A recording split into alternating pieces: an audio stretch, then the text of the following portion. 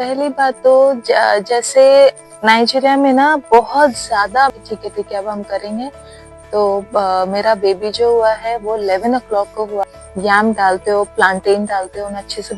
Oil बहुत ज्यादा avoid करते हैं, ऑयल बिल्कुल भी नहीं। सिर्फ पेपर सूप याम यही सब जो है खाना। पहली बात तो जैसे नाइजीरिया में ना बहुत ज्यादा मैंने खुद से भी देखा है, एनकरेज करते हैं for normal delivery. It's a very common thing. आप बड़े से बड़े हॉस्पिटल में चल जाओ, अगर आपको कॉम्प्लिकेशंस नहीं है या कुछ मतलब बहुत ज्यादा ही प्रॉब्लम नहीं है या विलिंगली सिजेरियन करवा रहे हैं, वो बात अलग है। बट नेचुरली यहाँ पे लोग कोऑपरेटिव है, आपको हेल्प करते हैं, आपको ट्राई कराते हैं कि नहीं आप नॉर्मल ही करिए। रीजन ये है कि यहाँ का पॉपुलेशन बढ़ाने के लिए, क्योंकि यहाँ लोग बहुत ज्यादा बच्चा पैदा करते हैं, जैसे कि मैंने अपने प्रीवियस वीडियोस में भी कहा है। तो आज टोटल हो गया है 20 days, exactly 20 days since I gave birth to my baby boy, जिसको आप लोगों ने देखा ही है, but I am still showing you the baby. Check, we are very happy, we are very joyous. But यहाँ का जो प्रोसेस है, Nigerian culture of a new mom, बहुत ज्यादा अलग है, बहुत ही ज्यादा अलग है। जैसे कि आप लोग को पता है कि मेरा जो पहला बेबी है उज़ो, वो इंडिया में हुआ था, दिल्ली में। एंड तब नेचुरली हम अकेले ही थे कोविड के टाइम पे, और पोस्ट कोविड ऑलमोस्ट, मैं और मेरे हस्बैंड। और हमने किसी को बुलाया था क्योंकि उज़ो मतलब टाइम से पहले हो गया था, तो मेरे पेरेंट्स आ नहीं पाए, आए थे थोड़े टाइम के बाद। तो उस वक्त हमें कोई चाहिए था to come and help me with 1 or 2 things. तो मेरे फ्रेंड्स नेचुरली आते थे, बहुत सारे मेरे फ्रेंड्स हैं, नॉर्थ ईस्ट के friends and all. And but हमने किसी को हायर भी किया था, एक नाइजीरियन लेडी को, जो आकर she took care of me. मगर वो क्या है कि वो आती थी एंड चले जाती थी, 1-2 घंटे के लिए आकर चले जाती थी। बट यहाँ पे अब क्या हुआ, सबसे पहले मैं आपको बताती हूँ कि यहाँ का मेडिकल सिस्टम कैसा है। एंड ऑनेस्टली आई से I am disappointed a little bit, because हम मंडे गए थे डॉक्टर्स अपॉइंटमेंट के लिए, मेरी डॉक्टर सिर्फ मंडे को बैठती है।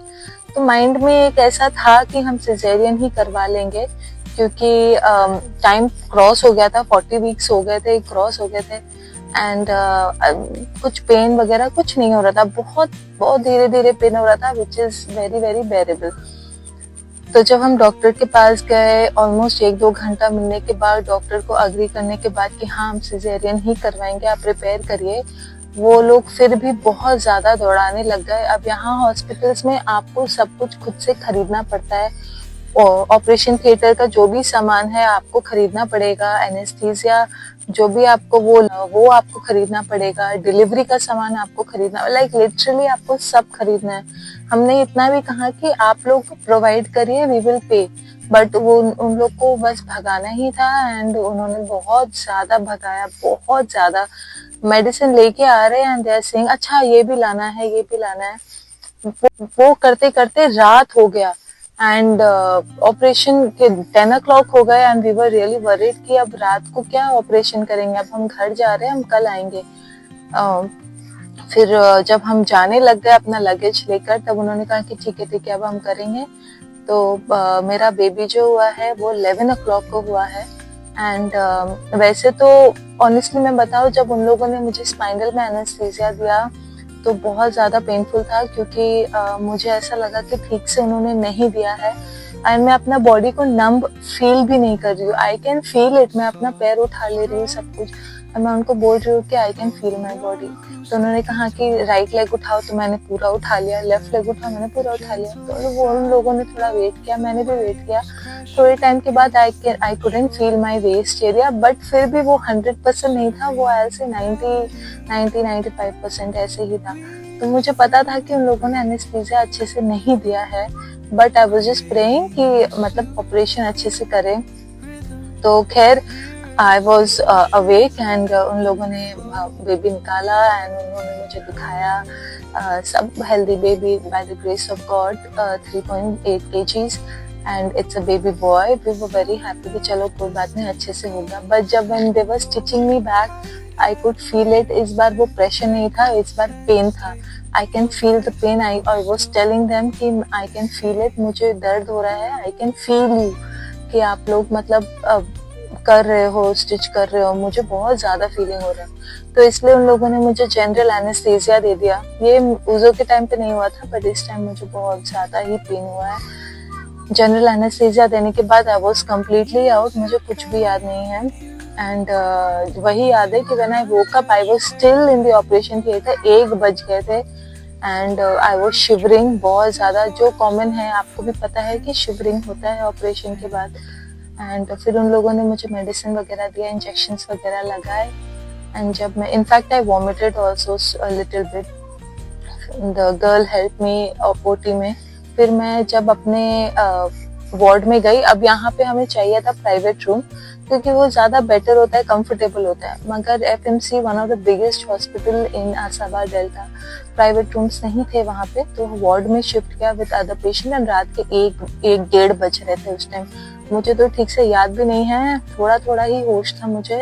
And I can only see my baby and my husband over there. उसके बाद जो है वो लोग सब घर चले गए। Next day morning I was awake and I started breast feeding my child immediately. तो वो रात भर कुछ भी नहीं पिलाया, कुछ भी नहीं खिलाया, तो ऐसा ही रहा। मगर मुझे पता है कि ठीक से स्टिचेस नहीं हुए, स्टिचेस किया तो है, अब बहुत ज्यादा बल्जिंग है stomach. And well I don't know. And next day से मुझे इवनिंग को हो गया था स्पाइनल हेडेक, मतलब ये पूरा spine plus my head, everything was paining me. मैं सुबह से पेन कर रही हूँ और नर्सेस मुझे जो थाइज में जो है पेन किलर देते हैं, इंजेक्शन शॉट देते हैं, तो वो शॉट जब देते हैं तभी मैं थोड़ा आराम फील करती हूँ अपने बॉडी वेस्ट एरिया में।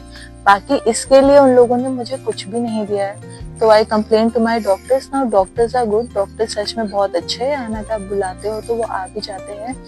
एंड उन्होंने मुझे बहुत अच्छे से ट्रीट किया एज एन इंडियन, बहुत अच्छे से नमस्ते वगैरह वो सब बोला, बहुत अच्छे से सब थे।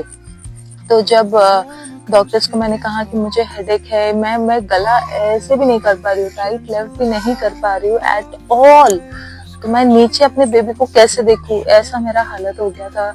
उन्होंने कहा कि ये स्पाइनल हेडेक है, हो सकता है आपने सर्जरी के टाइम पे गला उठाया होगा, या फिर बेड बेड में हमेशा स्ट्रेट ले करते हैं। तो मैं तो स्ट्रेट ही थी, नर्सेस भी थे, तकिया तो नहीं यूज करते क्योंकि मैं रात को आई थी and I was sleeping, anaesthesia दे दिया था मुझे। तो कैसे हो गया ये, तो उनके पास कोई जवाब नहीं है। उन्होंने बस यही कहा कि आप जो है कोका कोला आप पियो। एंड जहाँ वार्ड में थे वहाँ पे फ्रिज है आपके सामने, वहाँ बेचते हैं, जैसे यहाँ पे खाना वगैरह आपको खुद से ही लाना पड़ेगा, तो वहाँ पे बेचते हैं फैंटा, कोक, फिर बादाम बिस्किट ये सब वगैरह ना।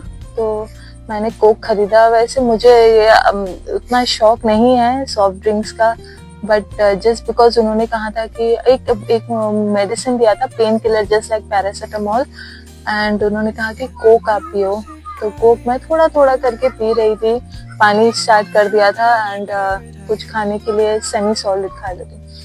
तो वो काफी टाइम तक चला, वो बंद नहीं हुआ, इनफैक्ट वो तो और वर्स हो गया था। 4th डे में मैं पेन मुझे पेट में नहीं है, बट मुझे सर में जो है एंड गले में, ये गला मैं ऐसे नहीं कर पा रही हूँ अभी। तो bye the grace of God मैं बहुत ठीक हूँ। एंड नाइजीरिया के आप हॉस्पिटल्स में आप नहा सकते हो, एक साइड नहाने का एरिया होता है और एक साइड होता है वॉशरूम का एरिया, तो बहुत क्लीन है, रोज सुबह वो लोग क्लीन करते हैं। मगर नर्सेस तो नर्सेस है, आप उसमें आप क्या बोल सकते हो। आपको भी पता है कि नर्सेस जनरली बहुत रूड होते हैं, पता नहीं क्यों उनका एटीट्यूड ऐसा है, but I really don't know. तो 4th डे में जब मेरा ये सब तो ठीक हो गया, जस्ट हेडेक एंड ऑल था, तो डॉक्टर्स ने मुझे डिस्चार्ज कर दिया कि आप घर जा सकते हो, क्योंकि आपका जो स्पाइनल हेडेक है ये ऑटोमेटिक जाता है, हम इसमें कुछ नहीं कर सकते। मैंने गूगल भी किया था एंड इट्स ट्रू कि इसमें इसके लिए कोई मेडिसिन नहीं है, ये जो है ये ऑटोमेटिक जाता है। तो जब हम 10th को वापस आए, रात को बहुत ज्यादा बारिश हो रही थी, बहुत ही ज्यादा। वापस आने के बाद सबसे पहले तो मैंने गर्म पानी किया, गरम मतलब घर वालों को कहा कि मेरे लिए गर्म पानी करिए, सबने बहुत हेल्प की, गर्म पानी वगैरह किया, और मैंने अपने आप को ही मतलब छोटा सा टॉवल लेके अपने आप को ऐसे प्रेस कर लिया, हॉट वाटर बैग भी ले लिया था रास्ते से, सब वैसे ऐसे कर रही हूँ एंड अपना जो है पूरा बॉडी प्रेस किया। तब तो मुझे बहुत आराम मिला। रात को हम सो गए। अब नेक्स्ट डे नाइजीरियन कल्चर क्या होता है, 3 महीना जिसको बोलते हैं ओमुगु। ओमुगु का मतलब है वो 6 महीना भी हो सकता है, मगर 3 महीना जो है बहुत ज्यादा जरूरी है। 3 महीना में आप लड़की की जो माँ है वो लड़की के घर आती है एंड वही रहती है, उसका देखभाल करती है 3 महीने तक। 3 महीने तक मिनिमम, उससे ज्यादा भी आप कर सकते हो, मगर मिनिमम जो है आपको 3 महीना करना ही पड़ेगा। अब मेरे केस में डेफिनेटली मेरी मम्मी तो नहीं आ सकती है, तो अब मेरी सास ही करती है। तो जब उन्होंने गर्म पानी किया, अब उसका मतलब क्या होता है, इसका मतलब है कि सबसे पहले आपको और बेबी को गर्म पानी का मसाज करते। बेबी को क्या करते, पहले गर्म पानी करके टॉवल डुबा के ऐसे ऐसे प्रेस करते, पूरा मसाज करते हैं, उसके बाद उसको जो है नहलाते हैं। उसके बाद मदर को क्या करते हैं, बाप रे बाप, मैं बता भी नहीं सकती हूँ।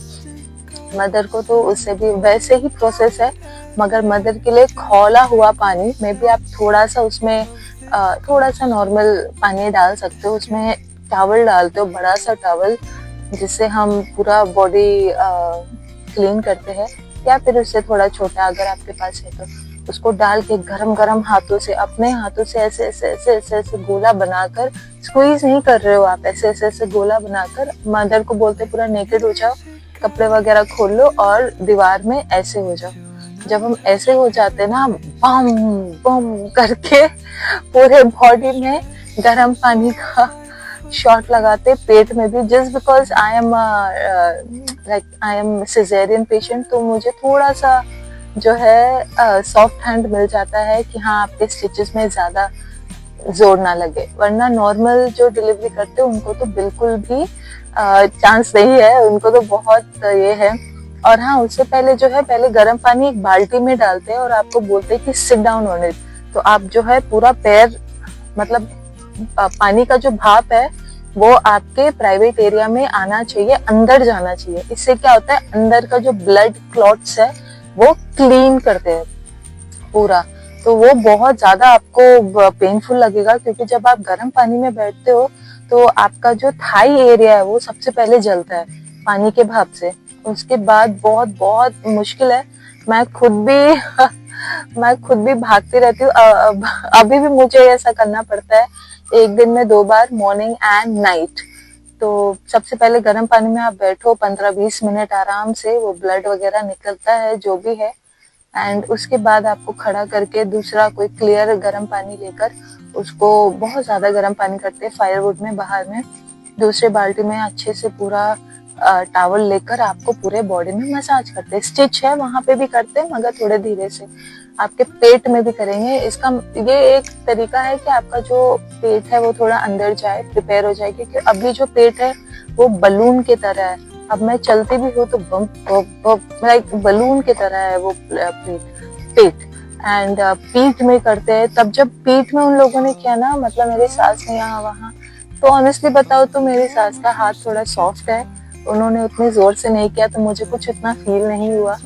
तो 1-2 दिन जब उन्होंने मुझे किया तो मैं कैजुअली थी, थोड़ा बहुत मुझे लग रहा था, बट 3rd डे जो मेरी देवरानी है उसने कहा कि मैं करती हूँ। तो एक्चुअली मैंने उनको कहा था कि आप प्लीज एक बार करिए, क्योंकि वो मतलब आप लोगों ने उनको देखा है कि बहुत स्ट्रॉन्ग है, वो बहुत स्ट्रॉन्ग औरत है, गांव की है, खेत वाली है, तो आपको पता है कि बहुत स्ट्रॉन्ग है। तो मैंने उसको बोला कि आप प्लीज मुझे मसाज करिए, क्योंकि मेरा जो ये पेन जा तो रहा है मगर बहुत धीरे जा रहा है, और मुझे ऐसा लग रहा था कि एक बार अगर वो मेरा ये मसाज करेगी ना बैक में, तो वो ये पेन चला जाएगा 100%। एंड वही हुआ।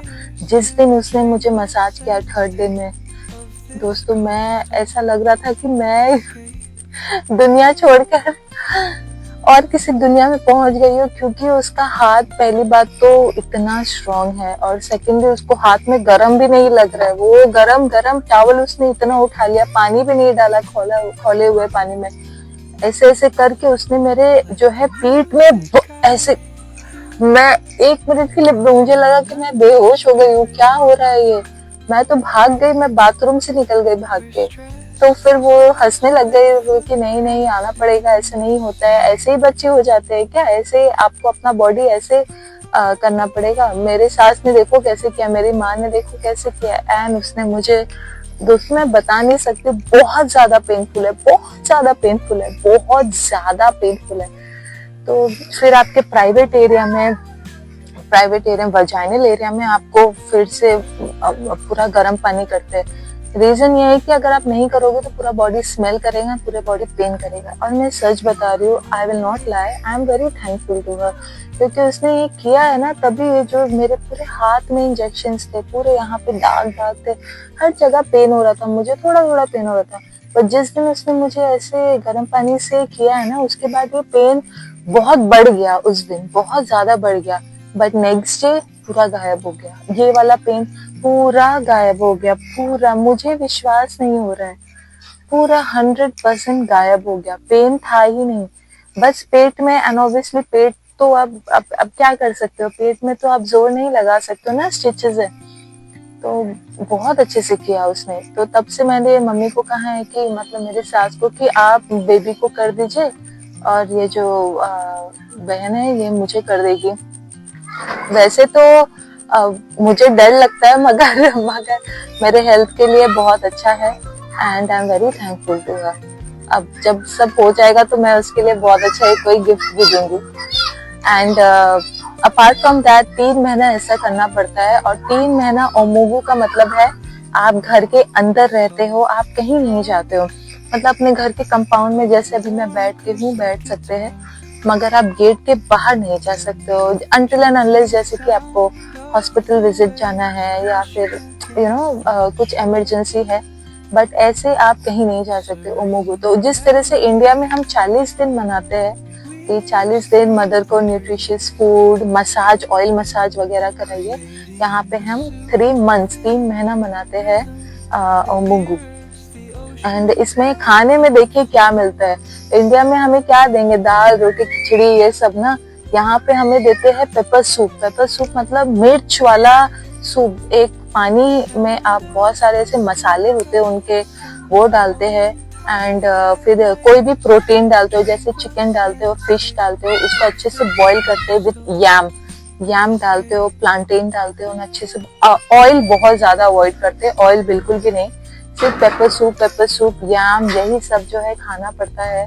इतना तीखा होता है, इतना तीखा होता है कि नहीं खाओ। इससे क्या है कि तीखा खाने से आपका जो पेट में, इंटेस्टाइन में जो भी ब्लड वगैरह, जो भी क्लॉट्स वगैरह है, वो मेल्ट होके वो जाने लगेंगे। It was very very very difficult journey, and मैं इस जर्नी से भी मैं गुजर रही हूँ। And but I will say कि हाँ, at least I am thankful to her, क्योंकि एटलीस्ट यहाँ लोग हेल्प करने के लिए है, करते हैं हेल्प। इनफैक्ट मेरी सास तो मेरे कपड़े भी धो लेती है, मेरे भी एंड बेबी के भी।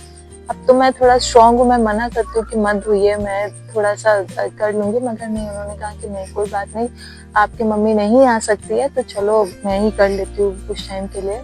तो मुझे बहुत अच्छा लगा कि चलो, मैंने एक्सपेक्ट नहीं किया था, ऑनेस्टली मैंने एक्सपेक्ट नहीं किया था। हमने ये भी सोचा था कि हम किसी को ऐसे लेडी को हायर कर लेंगे ना, कपड़े धोने के लिए वगैरह, छोटे छोटे काम के लिए, मतलब क्योंकि मेरी सास भी बीमार रहती है, क्यों उनको परेशान करना। बट उनको, उनका मानना है कि मेरा पोता हुआ है इतने सालों के बाद, क्योंकि मेरे हस्बैंड के भाई बहन में कोई भी शादी नहीं करना चाहता है, पता नहीं क्यों। तो फिर एक ही बहन की शादी हुई है, वो भी अभी आती नहीं है, कोई बातचीत नहीं है। तो बहुत ज्यादा खुश है मेरी सास कि चलो मैंने उनको पोता दिया है। बट यही मुझे बताना था दोस्तों कि देखिए कितना डिफरेंट कल्चर है बिटवीन नाइजीरिया एंड इंडिया। कि हमें ऑयल मसाज मिलता है इंडिया में, और यहाँ पे ऐसे गर्म पानी मसाज मिलता है, और बहुत तीखा तीखा जो है सूप ऐसे पीना पड़ता है विद चिकन और कोई भी प्रोटीन। अगर आपको कुछ क्वेश्चन है तो प्लीज लिखिए। एंड रिकवरी की बात है तो हम रिकवरिंग, मगर अभी भी पेट में पेन है, बट ये वाला चला गया है, थोड़ा थोड़ा है। आप लोग सब कैसे हो? एंड कमेंट सेक्शन में जरूर बताइए आप लोगों ने सोचा क्या था, लड़की होगा या लड़का। मैंने तो 100% लड़की ही सोचा था, इसलिए मैंने पिंक खरीद लिया, मगर I am very happy with whatever God gave me. अपना ख्याल रखें and once again happy Diwali. I really miss India so much, especially on this Diwali. So bye and take care of yourself.